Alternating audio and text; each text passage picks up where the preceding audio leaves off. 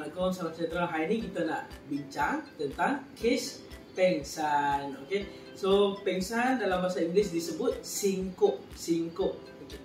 Untuk pengsan kita boleh ikut Dr. ABC. Dr. ABC, danger, respond, airway, breathing, circulation juga. Okay. So danger, pastikan kat kawasan sekeliling mangsa yang pengsan tu tak ada benda-benda yang bahaya, tajam dan sebagainya.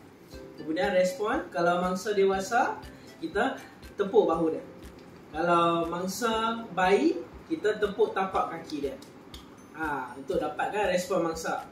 Kalau mangsa masih tak ada respon, kita tengok airway dia ada tersekat tak. Kalau mangsa yang bukan kes trauma, bukan kes jatuh, kemalangan jalan raya, bukan kes gaduh dan sebagainya, bukan kes trauma, kes medical, kita buat head tilt, chin lift.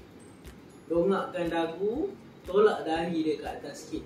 Head tilt, chin lift. Kalau masalah yang trauma, kita kena buat jaw thrust. Kita kena dongakkan kepala dia dalam keadaan punggung tangan ni ada dekat pipi. Narik ke atas, jaw thrust. Okay. So, bila airway dah terbuka, saluran pernafasan dah terbuka, B, breathing. Kita tengok, ada tak dada dia naik turun bernafas. Kalau ada, then C, circulation. Kita tengok dia punya kuku dia dalam berapa saat dia jadi merah balik selepas ditekan. So kita check capillary refill test. Okay, kalau bawah 2 saat normal, atas 2 saat tak normal lah. So kalau ada nafas, ada nadi, tak perlu CPR. Kalau tak ada nafas, tak ada nadi, CPR teruslah. Okay, kalau ada nafas, ada nadi yang kuat, bukan nadi yang tak rasa lemah dan sebagainya, nadi dia kuat, nafas dia pun ada, then kita boleh terus bagi rasangan kesakitan dekat mangsa. Ada beberapa teknik, kat sini saya tunjukkan 4. Satu, kita buat chest rub. Okay, letakkan buku 5 kita di atas rusuk dada mangsa. Kemudian kita gerakkan tangan kita macam ni, atas bawah. Sepatutnya mangsa akan rasa sakit. Mungkin dengan cara ni mangsa boleh bangun, ataupun at least dia boleh kenyitkan mata dia, menandakan dia sedang dalam keadaan sakit.